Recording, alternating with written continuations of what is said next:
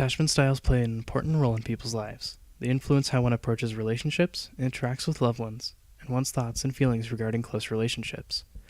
Childhood caregivers have a key influence on how attachment develops. Early interactions between a child and caregiver can shape whether the child develops secure attachments or insecure attachments. Adopted children often have a negative experience with their early caregivers.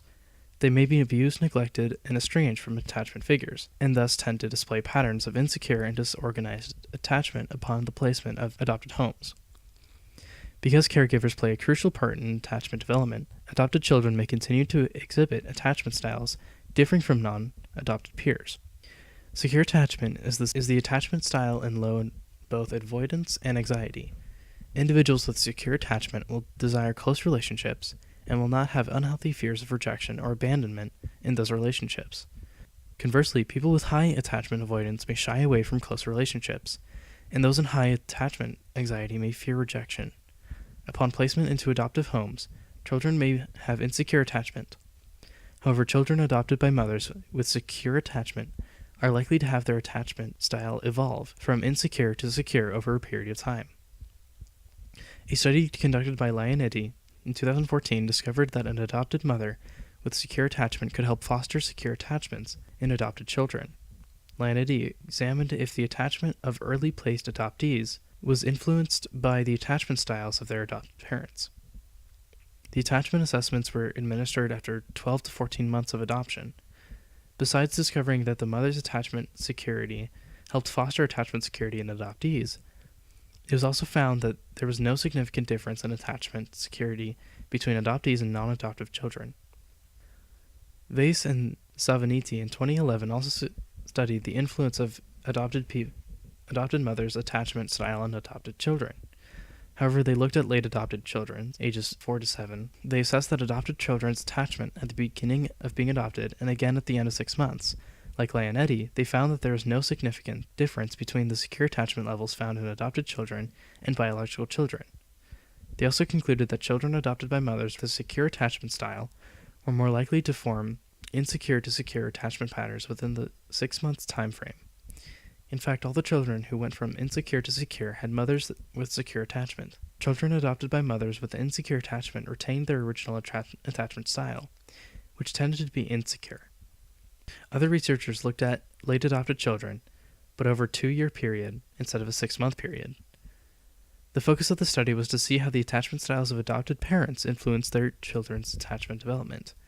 When assessed at the beginning of the 2-year time, late adopted children had more avoidance and less secure attachment than children adopted by the first 12 months of their life.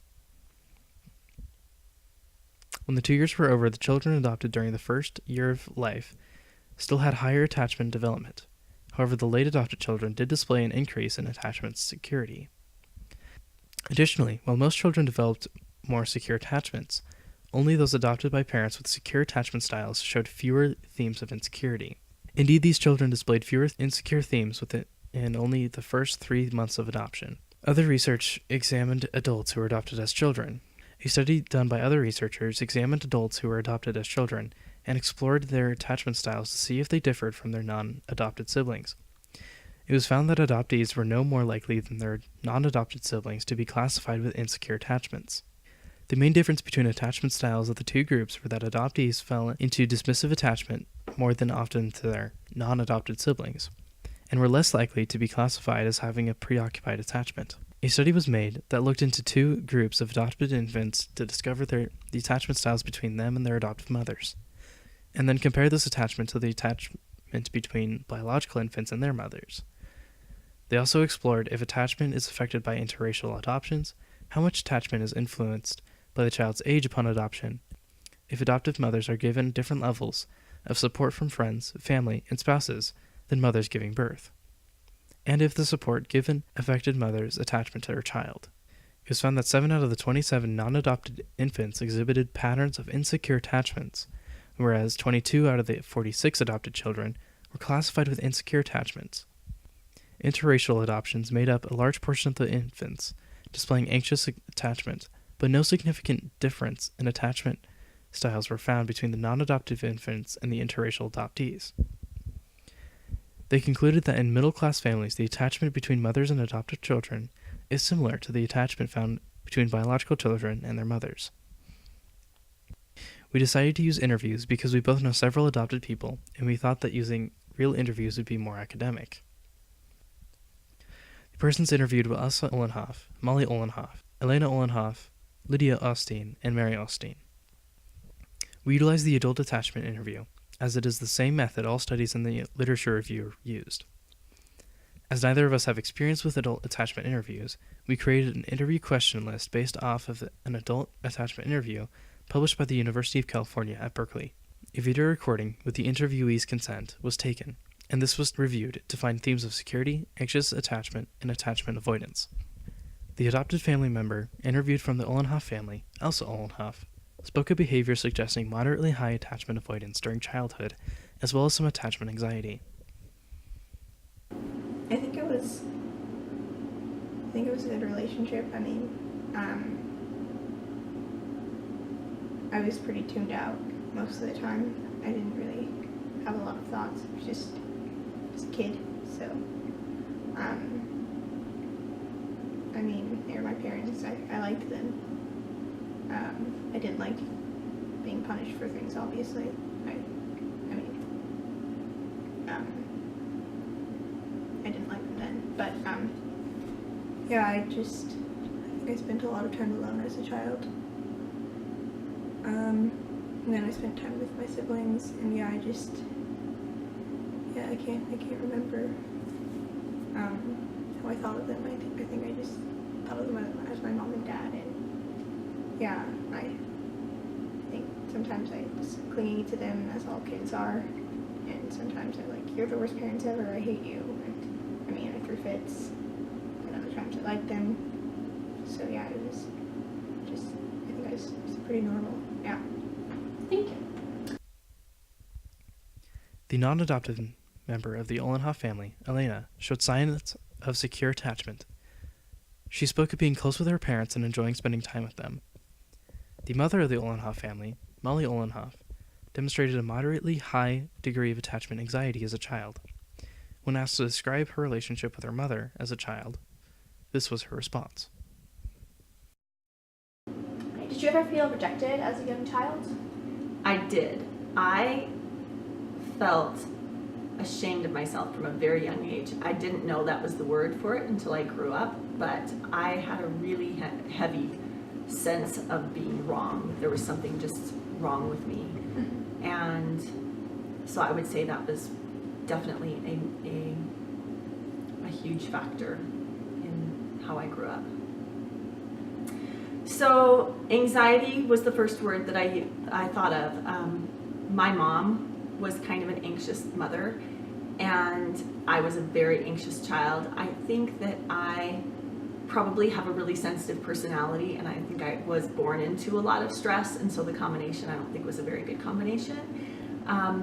So anxious or anxiety is a way that I would describe myself during those early years. I was very afraid of all kinds of things. The words that I chose were fear, anxiety, Halloween. I have some Halloween memories, and the book Heidi, and let's just go with that. Okay.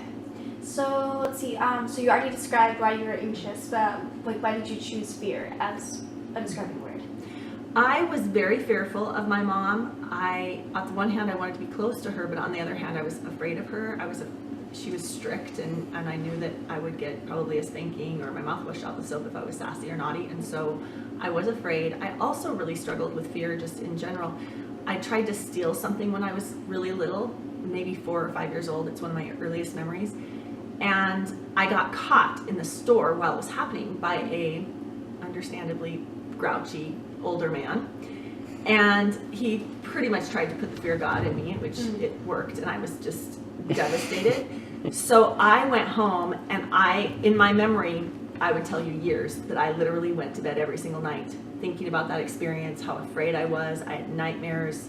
So I don't know if it was really years, but in my memory, it feels like years. And one time I was just so exhausted from just the stress of it, I thought, I'm just going to tell my mom. And so I asked her, what would you do if I told you I tried to steal something? And she said, I'd spank you. So I didn't tell her.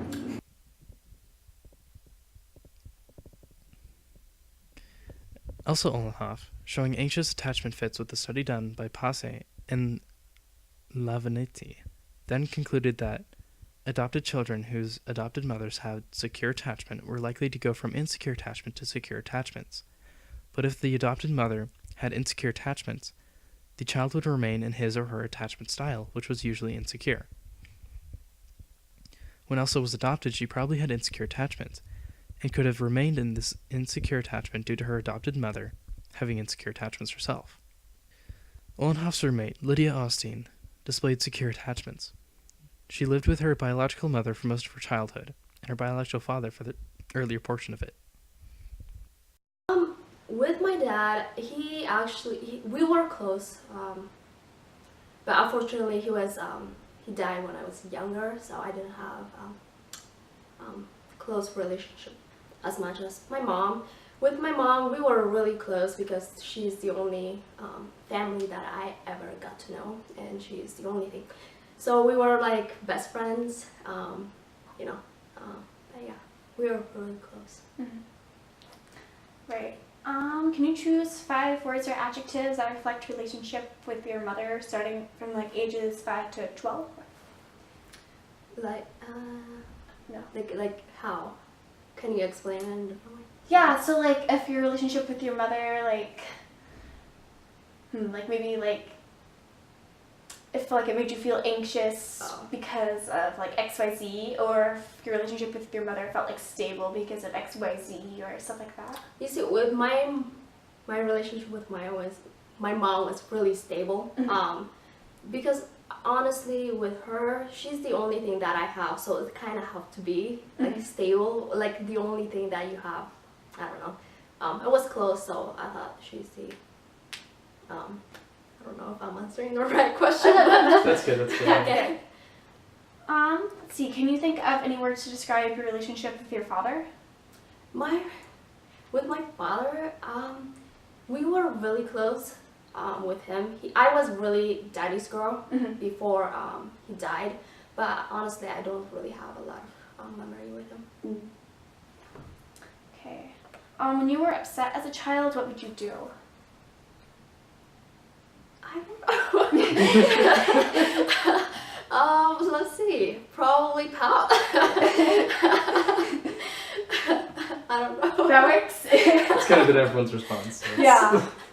Let's see. Did you ever feel rejected as a young child? Honestly,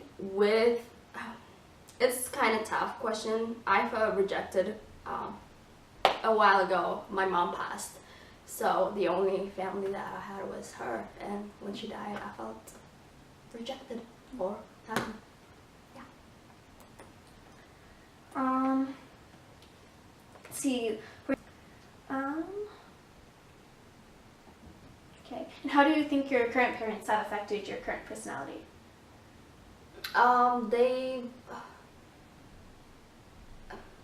Let's see. They've taught me, you will rise above whatever situation that you went through. It's not the end. It's just the beginning. No matter what, you're loved by anyone. Or I guess the more that they taught me, you're not alone in this world. You have somebody. That's good.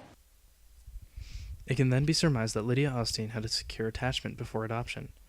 Lydia Austin and her adoptive mother, both having secure attachment, could fit with the findings of mothers with secure attachment encouraging secure attachment in their adopted children that was discussed earlier. However, because the adoptee already had secure attachment upon adoption, it can be surmised that only the secure adoption of Mary Austin served as a protective factor against Lydia developing an insecure attachment.